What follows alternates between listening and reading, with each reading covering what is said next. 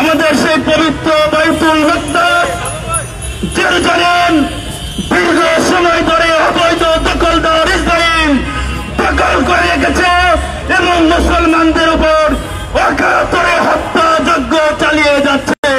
এখন কিন্তু জাতিসংঘ কথা বলছে না, এখন কিন্তু আমেরিকা কথা বলছে না।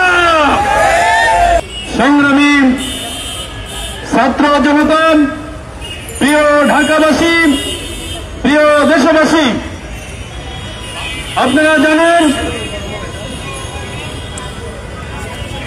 ফিলিস্তিনের মুসলমানদের উপর দীর্ঘ সময় ধরে এক নির্মম হত্যাযজ্ঞ চালিয়ে যাচ্ছে ইসরায়েলের সন্ত্রাসীরা।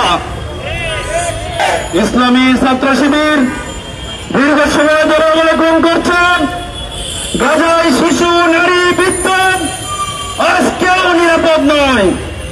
প্রতিদিন নির্বিচারে বোমাবর্ষণ, ঘরবাড়ি ধ্বংসন, মানুষের উপর হামলা, হাসপাতাল, শিক্ষা প্রতিষ্ঠান, সকল স্থাপনার উপর হামলা চালিয়ে ইসরায়েল মানবতা বিরোধী অপরাধ করে চলেছে। কাজে আজকের এই মানববন্ধন থেকে আমরা বিশ্ববাসীর কাছে আহ্বান পৌঁছে দিতে চাই,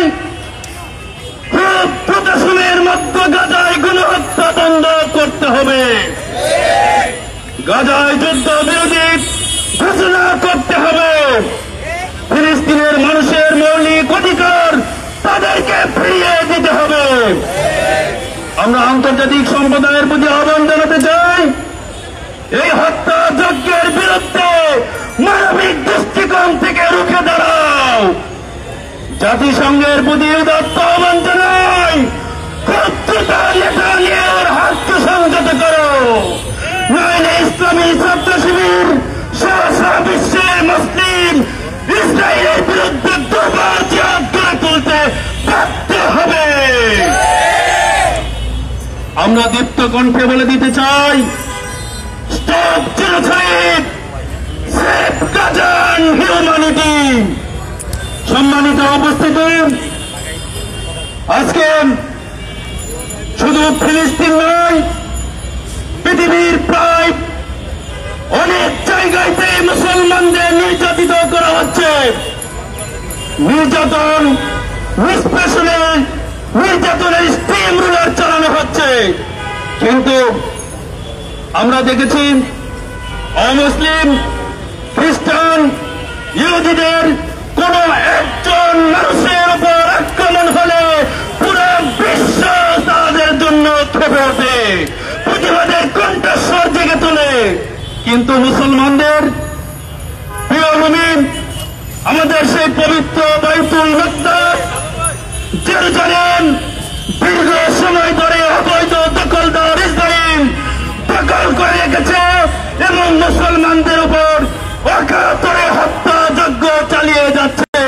এখন কিন্তু জাতিসংঘ কথা বলছে না, এখন কিন্তু আমেরিকা কথা বলছে না।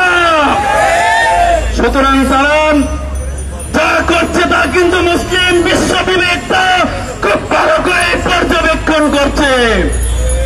কাজেই আমরা ওআইসির প্রতি উদাত্ত আহ্বান জানাবো, নিজেদের অস্তিত্বের লড়াই। আজকে তারা ফিলিস্তিনকে টার্গেট করেছে, পরবর্তী টার্গেট কিন্তু পুরো বিশ্বের মুসলিম মিশনারি হতে পারে। কাজে বসে থাকার সময় নেই, প্রত্যেকের জায়গা থেকে ভয়ে